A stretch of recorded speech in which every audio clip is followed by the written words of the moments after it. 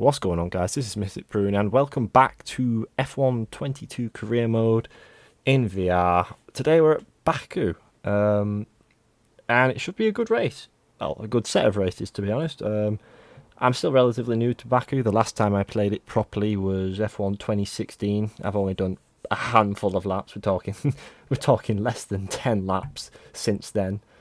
And I have also upped the difficulty as well from 65 to 70. So it's a new track, and it's going to be harder on the AI. Weather, according to the approximate forecast that I've put on, should be okay all weekend. See if I can keep the form going that we had in Monaco, really.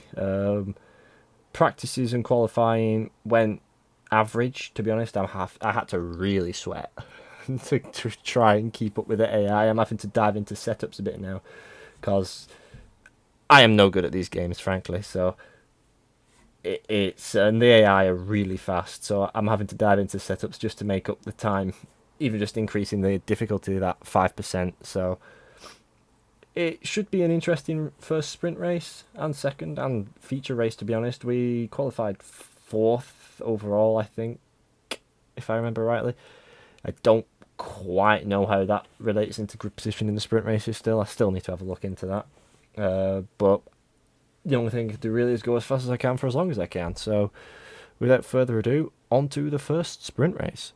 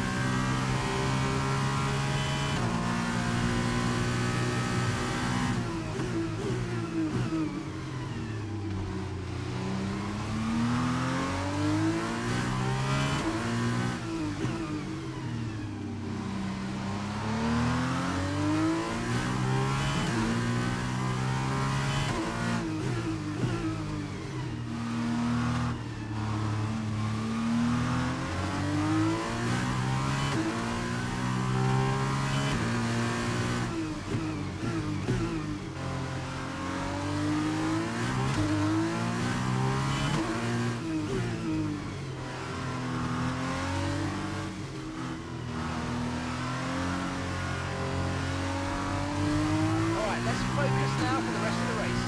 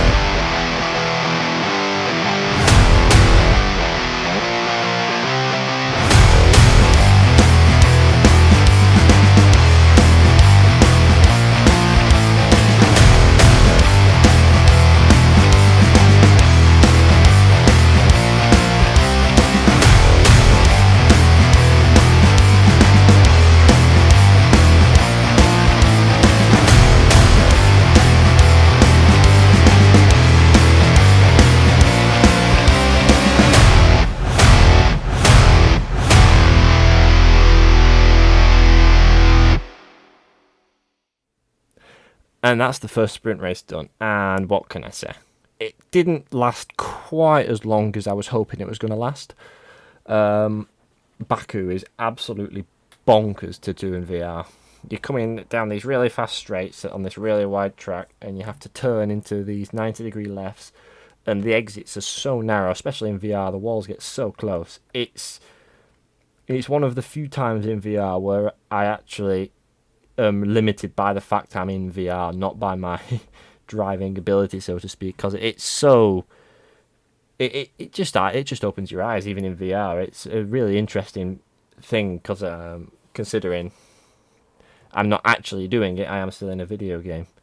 But it's just my brain isn't being tricked into thinking I can go through there as fast as I need to. So I'm trying to make up for it in places where I'm already okay, and that's corner exit. And the result, as you saw, was I had a lovely little kiss with a wall that sent my wheels into space. So we dumped the first sprint race. Not ideal in the points championship, but it is what it is. I mean, luckily we only lost, I think, 1 point to Drugovic in that entire race due to his finishing position. So it wasn't a major loss, but again, certainly not ideal. Hopefully in the second race I can manage to go the distance. So on to that one then.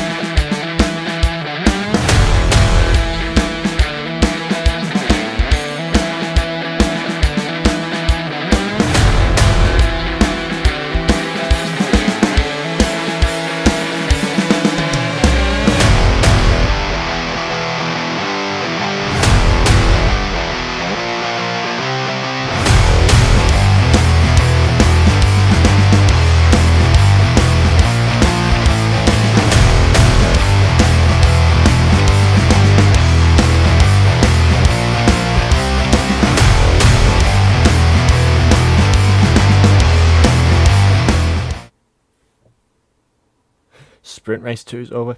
Much better. From 22nd on the grid, managed to get up to 10th place and set a new fastest lap time, which got me 2 points. I was pushing for 10th because I thought 10th was when the last point was, but clearly it's 1 to 8 in the sprint race points, as you can see there. I wasn't paying attention to the results previously. So we got 10th and we got 2 points. I'm assuming that's for fastest lap. So that was a big positive, big positive. Made a tyre pressure change for that race compared to race 1. I added a little bit to the front and took a little bit out the rear. Made it a little sketchy over the curbs as it started bottoming out. But it made it a little bit more consistent everywhere else. And it's what I was actually running in qualifying. I made the change for the first sprint race and it didn't work. So undid that.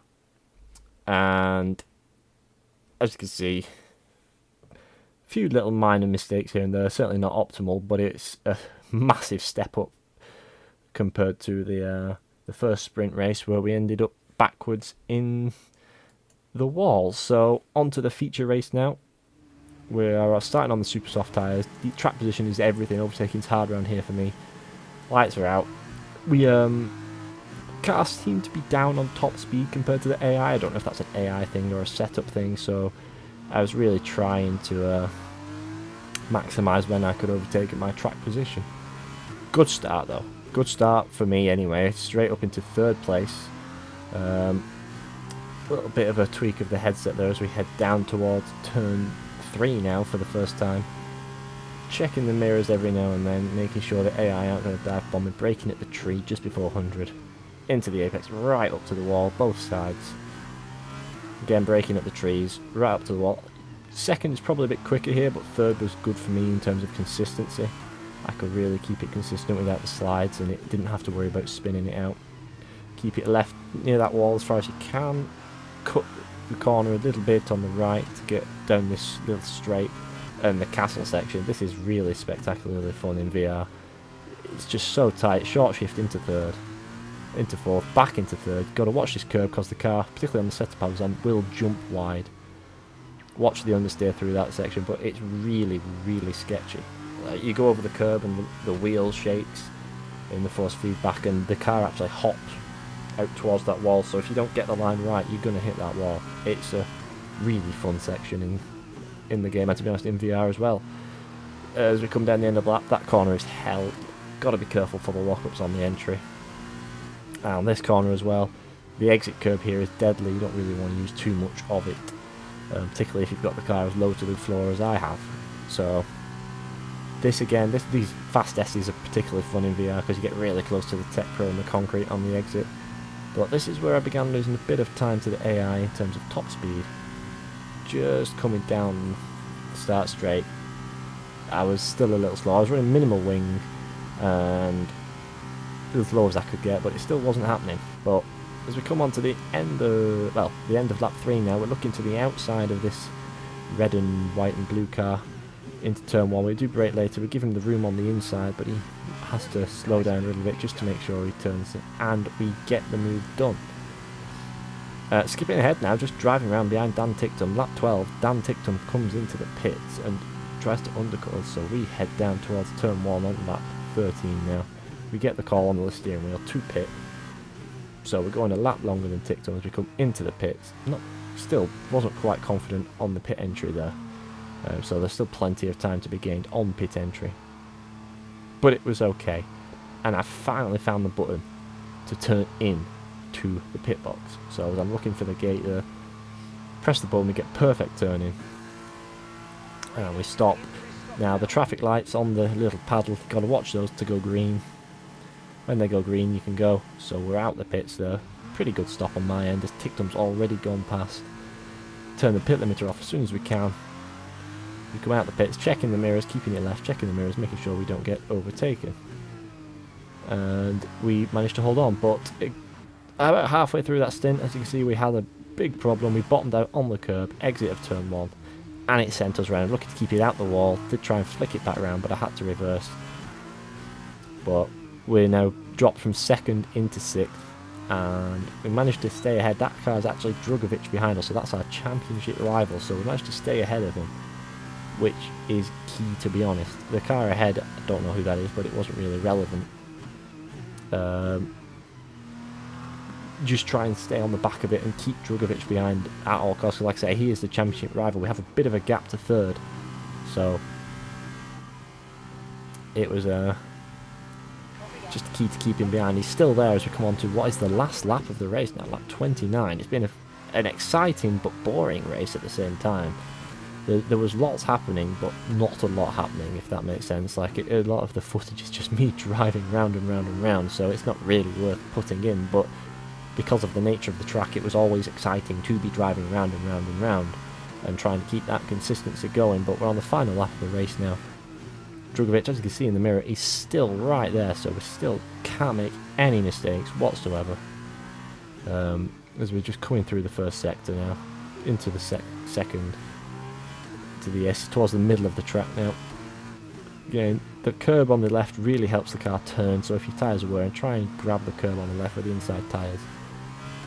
The two rear tyres are a little bit cold there, it seems, on the steering wheel, which could be setup related, but they didn't feel too bad. At the end of the day, I'm not too fussed about that. If it felt okay and consistent, then it doesn't really matter. We actually have to turn out of that corner there, so we're going to clip the inside wall. But we got a pretty decent run through the castle section. It gave us a little bit of breathing room, as I know Drugovic is going to have the DRS down the straight, and I know we are already a little bit down on top speed compared to the AI, so it's absolutely imperative that I get a good run through the last quarter of the lap now. And this corner is key. Get a good run out of this corner. Sawing at the wheel a little bit as we try to get the drive down best we can. Drugovic has dropped back a bit, hopefully enough. I think it's enough, as we can hold it flat around these fast chicanes. The AI cannot, so we right up to the wall. They're really maximising the track. Straight down there, checking my mirrors to make sure Drugovic can't come past. I can just see him peeking out behind my rear wing, but we do get P6. A little bit disappointing, considering it could have been P2 and a podium, and I've got no one else to blame but myself for that. But we got P6 in the race overall. A really satisfying race, to be honest, even despite the half spin that we had, because like I said, Baku, you have to be on it. Just to be going it, especially in VR, has to be really on it. There's no relaxation. You know, it's 100% commitment to every corner, which is really unique for me in terms of a video game. I've never had that. I had that a couple of times on my real motorbike racing, but never had that in a video game. In terms of the championship, we are now equal on points with Drugovic, so it's all to play for as we head into the next round, which is Silverstone. So the AI difficulty, like I said, Baku was a track that I don't really know so much, so the AI difficulty might need to go up again after Silverstone. But I'm going to keep it on this for Silverstone because that's a track I do know, just to see where we're at. Obviously, keep adjusting AI because we want it to be competitive and we want it to be fun. So for now, 70 will be good for the next round at Silverstone, which is when the next episode will be. Hopefully, try and get 2 or 3 out every week. So for now, I will see you all in the next episode. All right, bye.